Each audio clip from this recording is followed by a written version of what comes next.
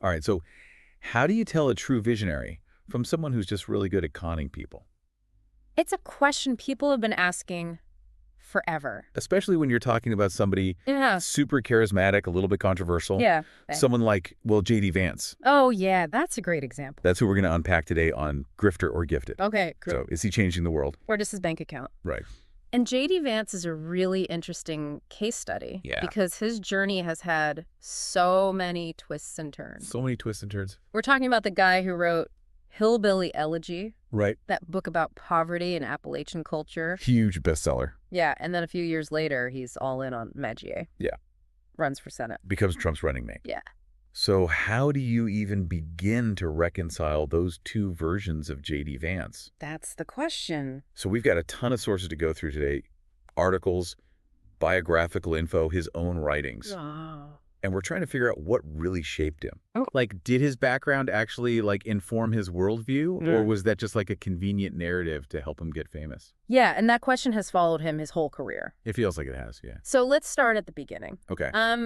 He wasn't actually born JD Vance. What? Yeah. Now I'm really intrigued. What's the story there? Well, his birth name was James Donald Bowman, Okay. which later became James David Hamill after his mom got remarried. Got it. But right before he graduated from Yale Law School, Yeah. he decided to go by JD Vance. Hmm. He took his maternal grandparents' last name. So it's almost like he created this persona of JD Vance. Yay. Right, as he's entering this world of, like, elite institutions and power. Exactly. That's a pretty big change to make right before you, like, launch this high-profile career. Yeah. Makes you wonder, like, what was he thinking? It's interesting because that name change happened at the same time Hillbilly Elegy came out. Oh, really? So this book about his experiences growing up in Middletown, Ohio. Right. Became a bestseller. Yeah. Made him a national figure. Yeah. And it's almost like he was purposefully connecting his new identity with this story of overcoming his roots. Wow. So you've got this kid from a small town in Ohio. Mm-hmm. Not exactly where you'd expect a political star to come from. Right. But he goes from there to the Marines, then Ohio State, then Yale Law. I mean, that's pretty impressive. It is, yeah. But even back at Yale, there were signs he was leaning conservative. Really? Like he was good friends with Jamil Javani, Okay. who ended up becoming a conservative member of parliament in Canada. So he always had those views, even if he wasn't, like, broadcasting them. Yeah. There's something else I noticed. What's that? Before Hillbilly Elegy, he was writing for From Forum Oh, yeah. under the name JD Hamill. I forgot about that. It's a conservative website. It is. And some of that stuff he wrote back then, it's like totally different Oh, yeah, for sure. than the message of Hillbilly Elegy. It's like he was testing out different voices. Right. Trying to see what people responded to. So was Hillbilly Elegy kind of calculated? Interesting question. Like, obviously it's based on his real life, Right. but was it also maybe a way to position himself for a certain type of career? I see what you mean. Because the book was super popular with liberals. It was. They saw it as like a glimpse into the struggles of the white working class. Yeah. But then he pivots hard to the right, Right. aligns himself with people like Peter Thiel and eventually Trump. So that's where the grifter or gifted question really matters. It does. Did he really change his mind? Right. Or was he always a conservative deep down? Just waiting for the right moment. Yeah. Exactly. It's tough to say. It is. Okay, let's talk about his next move. Okay. So after Yale, he goes to work for Peter Thiel's venture capital firm, Mithril Capital. Mithril Capital. Yeah. Which doesn't exactly scream champion of the working class. No, not really. And a lot of people saw that move as proof that he was more interested in money and power than actually helping the people he wrote about in Hillbilly Elegy. I can see why they would think that. Okay, so then there's his nonprofit, We're Ohio Renewal. our Ohio Renewal. Right. On the surface, it seemed like a good thing, Yeah. trying to address the opioid crisis. Right. But then all these accusations came out that it was more about his political career than actually helping people. Interesting. There were reports about them spending tons of money on consultants Oh, wow. and management services, Okay. with barely any money going to actual treatment programs. And then there's the Sally Satel thing. Oh, yeah. What about her? The psychiatrist whose residency was funded by the nonprofit. Right. Right. Turns out she had ties to Purdue Pharma, Wow. the company that makes OxyContin. Oh, that's a big red flag. It is. for a lot of people. It makes you wonder if he was really committed to fighting the opioid crisis Right. or just using it as a way to get ahead. Yeah. So we've got the memoir, the venture capital job, the questionable nonprofit. And with each step, it gets harder to tell what's genuine and what's strategic. It's blurry. It really is. And it doesn't stop there. Oh, no. He also gets involved with App Harvest. Stop harvest. Okay. It's a vertical farming company in Kentucky. Okay. Promised to bring jobs back to Appalachia. Okay. He was on the board of directors. Got it. Super enthusiastic about the company's mission at first. Until it all fell apart. Yeah. So tell me about that. So App Harvest went bankrupt in 2023. Oh, wow. They owed over $340 million. That's a lot of money. It is. And then reports came out about terrible working conditions, Seriously. misleading investors. Oh, my gosh. The company couldn't even meet basic safety standards. So this well-intentioned venture implodes. Yeah. Leaves behind financial ruin and broken promises. And Vance was right there in the middle of it. He was. And this raises some really important questions. Like what? Did he know about the problems at App Harvest? Right. Did he just ignore them? Or is he genuinely surprised when the company collapsed? It's hard to say for sure. It really is. But one thing's clear. What's that? JD Vance has a talent for being in the right place at the right time. For better or worse. Exactly. And all these ventures, with their ambition and their failures, Yeah, they just make the grifter or gifted question even harder to answer. they do. Okay, so we've covered a lot of ground already. We have. But believe it or not, we're just getting started. Really? Because now we're going to get into the part where he really steps onto the political stage. Oh, yeah, things are about to get interesting. It's about to get wild. Okay, I'm ready. So stick with us. We'll be right back to dive into the next chapter of JD Vance's story. I can't wait. So we left off with JD Vance kind of at this crossroads, right? He was a best-selling author, venture capitalist, Right. founded a nonprofit that had all these questions surrounding it, and was right in the thick of this big bankruptcy with App Harvest. Yeah, but it doesn't end there. It doesn't. In fact, you could say that's just the beginning. Yeah, because now we're getting into the part where he really dives headfirst into politics. Right, his 2022 Senate run in Ohio. Exactly. And that campaign, just like everything else in Vance's career, Yeah. it was full of money and contradictions. Total. I mean, his campaign got millions of dollars from... Let me guess, Peter Thiel. You got it, Peter Thiel, and this is where we see him, like, fully embrace Trumpism. Right. He gets Trump's endorsement, starts using a lot of the same talking points. So he goes from being critical of Trump in the past to basically becoming one of his biggest supporters. Yeah, it's a pretty dramatic shift. It is. And it makes you wonder, was it genuine or was it just a way to appeal to a certain group of voters? Right, because remember, this is a guy who went to Yale Law School. Right. Worked in Silicon Valley. Not your typical MAGA guy.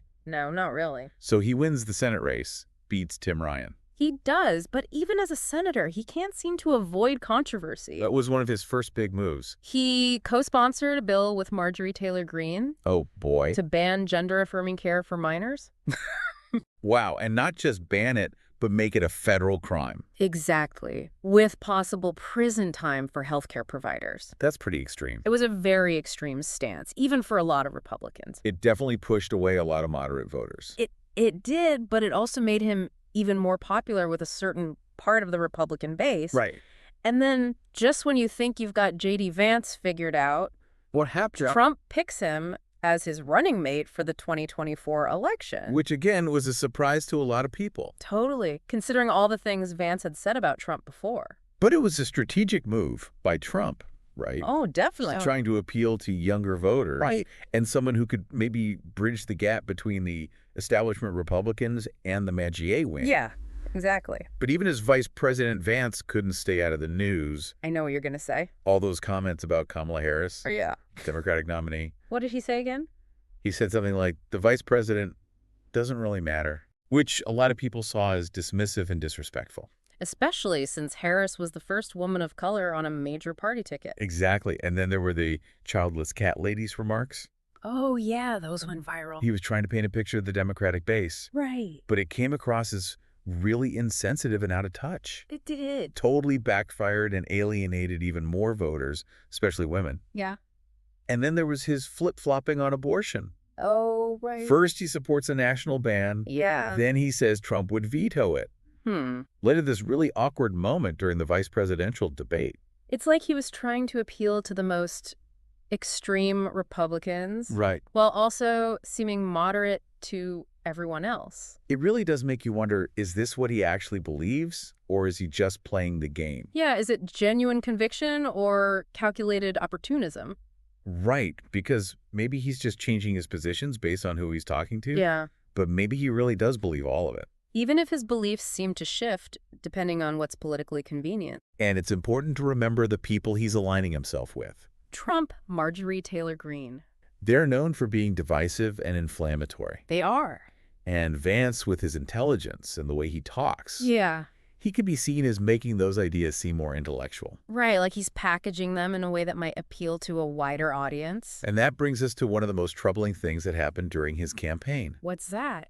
His comments about Haitian migrants in Springfield, Ohio. Oh, yeah, that was bad. He made all these claims about them eating pets, spreading diseases, being a threat to the community, Really? which turned out to be completely false. Wow. Local officials debunked them right away. But the damage was done. It was because those kinds of statements, they create fear and prejudice. And later, Vance admitted that he was willing to create stories just to get media attention. Which is a pretty shocking thing to admit. It is. It makes it seem like he was more interested in headlines and controversy Yeah. than actually dealing with immigration in a responsible way. Right. And it's scary because those comments had real consequences. There were bomb threats in Springfield after he said those things. Oh my gosh. Not a game anymore when people's lives are at risk. No, it's not. And it really makes you question Vance's judgment. Right. And whether he's willing to exploit people's fears for his own benefit. So after all of that, the flip-flops, the controversial statements, aligning himself with Trump and Marjorie Taylor Greene, Yeah. how did people react? Well, his approval ratings were all over the place during the campaign. Really? He started with low name recognition, but then got a boost after the vice presidential debate. Okay. But overall, his approval rating was always lower than his opponents. So despite all the controversy, he wasn't exactly winning over the American people. No, but there's a twist. What's that? His approval among Republicans stayed really high the whole time. So even with everything that happened, his base stuck with him. Yeah, which suggests that for some people, his message, Right. the populism, the cultural grievances, the Trumpian rhetoric, that was more important than his past actions or inconsistencies. It's interesting, right? It is, and it reflects a bigger trend in American politics, What's that? where loyalty to a party often outweighs things like character consistency, even basic facts. That's a lot to take in. It is. I think we need a minute to process all of this. Yeah. Before we move on to the final part of JD Vance's story Okay. and try to answer that big question. Grifter or gifted. Right, we'll be back in a moment to wrap things up and share our final thoughts on the very complex and often contradictory life of JD Vance. So we've gone from Middletown to the Marines, from Yale Law to Silicon Valley, from best-selling author to this really controversial political figure. It's been quite a journey. It really has, and I think what stands out to me is that every step of the way he's managed to reinvent himself, adapt to these new situations, and in the end he's achieved this level of success that nobody really saw coming. Yeah, it's true, but the question I keep coming back to is, was it worth it? Yeah. Because we've seen how his ambition has sometimes hurt other people. Right, like the people who put money into App Harvest. Yeah. The community in Springfield that he targeted with those really inflammatory comments. Right, and I think that's a question that everyone listening has to think about. Yeah. Is it possible to do great things without making compromises, without sometimes putting your own goals ahead of other people? That's a really good point. And I think we see that play out in Vance's story.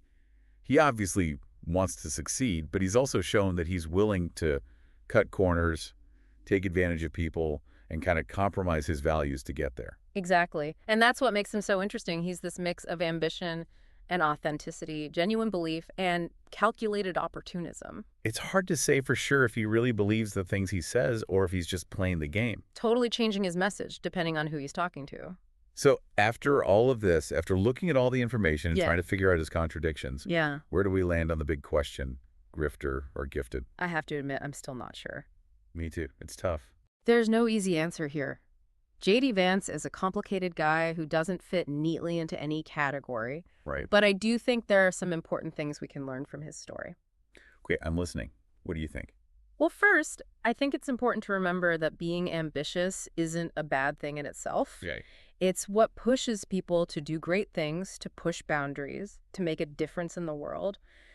But ambition without a moral compass, without a sense of responsibility to something bigger than yourself. It can be dangerous. Exactly. And I think that's what we've seen with Vance. He wants to succeed, but he's also willing to do some pretty questionable things to get there.